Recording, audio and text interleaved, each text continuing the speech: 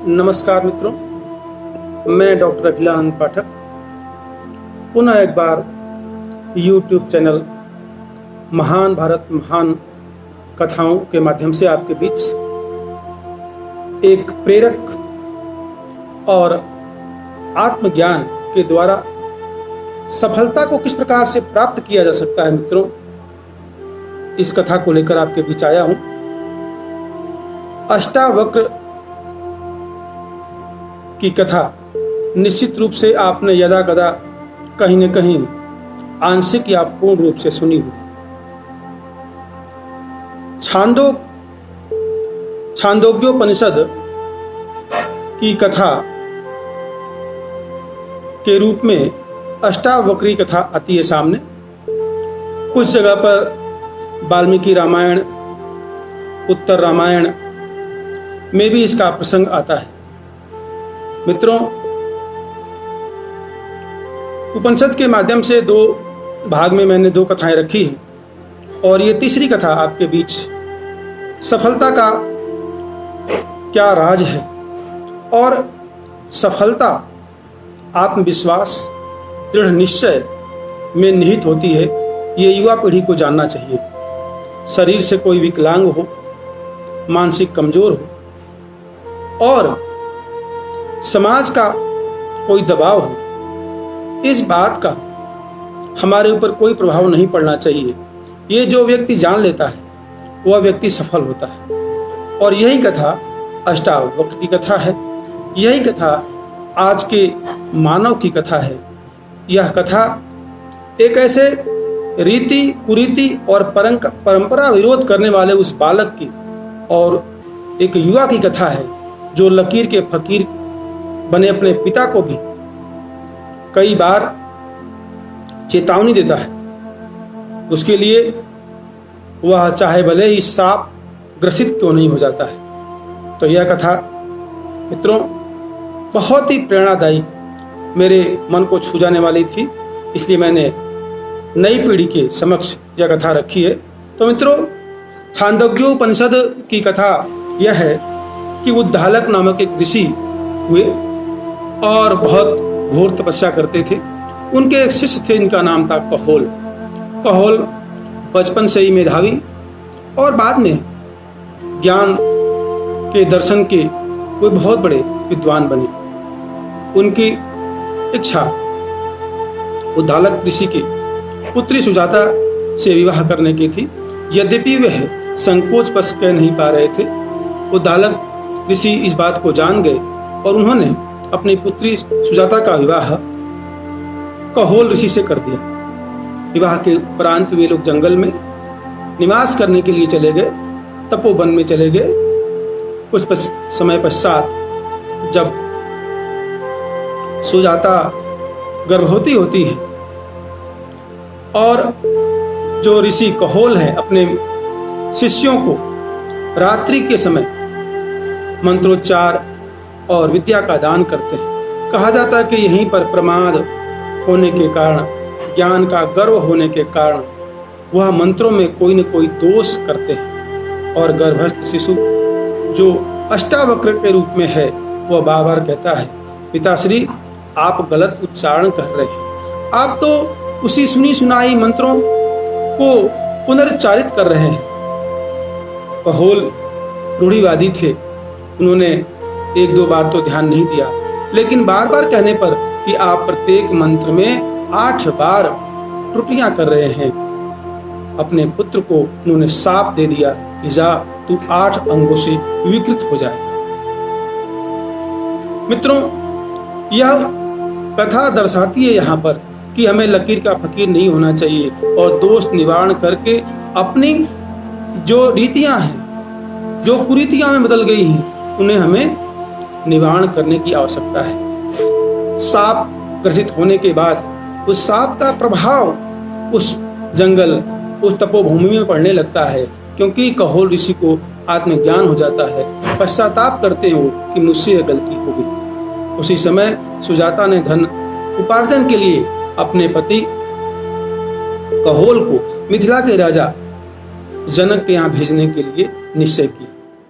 वहां पर दरबार में शास्त्रार्थ होता है और वरुण के पुत्र बंदी द्वारा शास्त्रार्थ में हरा दिए जाने के बाद कहोल ऋषि को जल समाधि लेनी पड़ती है। मित्रों, उस समय की परंपरा थी।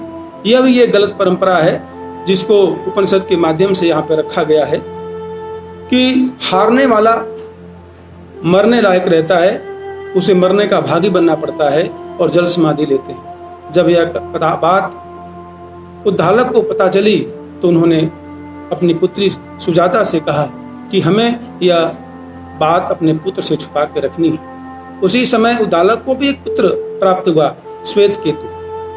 बचपन में श्वेत केतु और कहोल का पुत्र अष्टावक्र दोनों साथ साथ खेलते थे। एक बार उद्धालक की गोद में अष्टावक्र बैठ गया। श्वेत केतु ने उसको उतार दिया और कहा कि ये तुम्हारे नाना है, पिता नहीं, क्योंकि अष्टावक्र श्वेत केतु को अपना भाई और अपने नाना को ही पिता समझता था। इससे बहुत इसको ग्लानि हुई। श्वेत केतु को भी पश्चाताप हुआ। उद्धालक ने तब ये बात बताई और 10 वर्ष की आयु में ही अष्टावक्र को विभिन्न विद्याओं का ज्ञान, शास्त्रों का ज्ञान, वेदों का ज्ञान उद्धालक ऋषि ने दिया। 12 वर्ष की उम्र में श्वेत केतु और अष्टावक्र राजा जनक के दरबार में पहुंचते हैं, क्योंकि अष्टावक्र का एक ही लक्ष्य है कि अपने पिता को बंदी के कारागार से या जल समाधि से मुक्ति कराना। वहां पहुंचने के बाद द्वारपाल पर रोका जाता है। द्वारपाल द्वारा उनको द्वार पर रोका जाता है कि यह तो विद्वानों की सभा है, तू तो 12 वर्ष का एक अल्पायु बालक है, तू भला क्या शास्त्रार्थ करेगा। अंदर जाने के बाद 8 अंगों से विकृत एक बालक को देख करके पूरी सभा हंसने लगती है। कहा जाता है कि जब सभी लोग हंसने लगते हैं तो अष्टावक्र भी जोर जोर से हंसते हैं। तब पूरी सभा सन्न हो जाती है और राजा जनक कहते हैं कि भाई अष्टावक्र, आप क्यों हंस रहे हो? ये सब लोग हंस रहे हैं, यह तो समझ में आता है, आपका हंसना समझ में नहीं आता। अष्टावक्र कहते हैं कि हे राजन, मैं तो समझता था कि इस सभा में बड़े बड़े विद्वान आए हुए हैं, लेकिन यहाँ तो लग रहा है कि चर्मकार लोग आए हुए हैं, चमड़े के ज्ञाता आए हुए हैं, क्योंकि यह जो मेरा शरीर है, चाहे जैसा भी है, यह तो ईश्वर की रचना है, यह तो ब्रह्म की रचना है, इसमें मेरा क्या दोष? तो जो ब्रह्म की रचना पर हंसता है वह तो सिर्फ चमड़े का व्यापारी हुआ। पूरी सभा स्तब्ध हो जाती है। राजा जनक कहते हैं कि बिंदु से शास्त्रार्थ करने से पहले मुझे आप से कुछ प्रश्न पूछने हैं, और कहते हैं कि राजा जनक ने भी उनसे 3 प्रश्न पूछे। पहला कि ज्ञान की प्राप्ति कैसे हो सकती है, मुक्ति का क्या मार्ग है, और वैराग्य हम कैसे प्राप्त कर सकते हैं। तीनों प्रश्नों का अष्टावक्र बहुत अच्छी तरह से उत्तर देते हैं। तत्पश्चात आचार्य बिंदु से शास्त्रार्थ होता है अष्टावक्र का, और उसमें कई दिनों के शास्त्रार्थ के बाद अष्टावक्र विजयी होते हैं। आचार्य बिंदु जल समाधि के लिए उद्यत होते हैं। यहाँ पर पुनः एक युवा और परंपरा विरोधी बालक अष्टावक्र की दृढ़ निश्चय शक्ति और विवेक ध्यान देने योग्य है, क्यों कहता है कि हे आचार्य, क्या 2 विद्वान 4 विद्वान एक साथ नहीं रह सकते? क्या हारने वाले को मरना जरूरी है? मैं इस परंपरा को तोड़ना चाहता हूँ, मैं परंपरा भंजक बनना चाहता हूँ, क्योंकि यह पीड़ा मुझसे अधिक भला कौन समझ सकता है, क्योंकि मेरे पिता इस कुरीति के कारण ही मृत्यु के ग्रास में।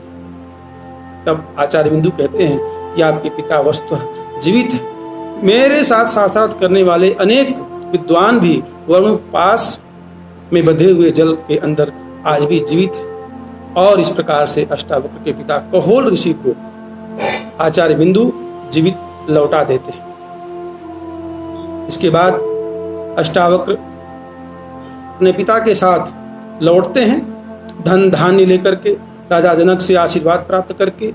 रास्ते में वे समंगा नदी में स्नान करते हैं अपने पिता की आदेश के द्वारा, और आशीर्वाद तपोबल अपने ज्ञान के शक्ति के द्वारा आचार्य कहोल अपने पुत्र को इस पाप से मुक्ति कहें या श्राप से मुक्ति के पश्चात एक युवा, स्वस्थ युवा बना देते हैं। और यहाँ से वे दोनों राजा रामचंद्र के दरबार की तरफ चलते हैं, जहाँ गुरु वशिष्ठ का आशीर्वाद प्राप्त इनको होता है। और राजा के दरबार में रामचंद्र महाराज और सीता के साथ इनकी वार्तालाप होती है और एक आनंद का विषय यहाँ पर होता है। अष्टावक्र की कथा का जो संदेश है वह ध्यान देने योग्य है। हमारा देश एक गौरवशाली देश है, एक परंपरावादी देश है, परंतु परंपरा का परिमार्जन करना, परंपरा का शुद्धिकरण करना, लकीर का फकीर नहीं होना, यह संदेश इस कथा के माध्यम से दी गई है। उपनिषद, वेद, वेदांत, ब्राह्मण ग्रंथ, ये जो सारे हमारे वांग्मय है वह रूपक के रूप में कोई न कोई संदेश देते रहते हैं। इसमें भी एक ऐसे ऋषि जो अष्टवक्र हैं, कहा जाता है कि उनकी माता ने वरदान सूर्य से मांगा था कि जो विकलांग लोग हैं उनकी मुक्ति के लिए मुझे एक इसी प्रकार के पुत्र की प्राप्ति होनी चाहिए, क्योंकि इससे यह सिद्ध होता है कि विकलांग होना कोई अभिशाप नहीं है।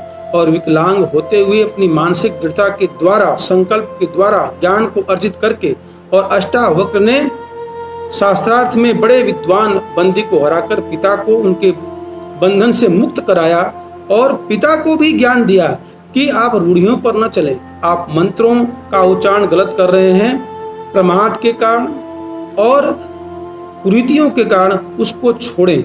यह सारी जो कथाएं होती हैं उसके अंदर एक निहित गूढ़ अर्थ छिपा हुआ होता है, जिसे निकालने की आवश्यकता होती है। यह कथाएं भले ही परंपरागत है, लेकिन उसमें आधुनिक और प्रासंगिकता छिपी होती है। मित्रों, हमें निश्चित रूप से अष्टावक्र के जीवन से सीखना चाहिए और अधुनातनपन को अपना करके और दृढ़ इच्छा शक्ति के साथ सफलता के मार्ग पर चलना चाहिए। यही छांदोग्य उपनिषद की कथा अष्टावक्र का संदेश है। ऐसे ही अन्य कथाओं के लिए आगे मिलते रहेंगे। अगले इस 3 कथाओं के माध्यम से मैंने उपनिषद की बात रखी। अब मैं सफलता सूत्र के माध्यम से एक अन्य सीरीज लेकर के आने वाला हूं मित्रों। तब तक के लिए बहुत बहुत धन्यवाद। सुनते रहिए।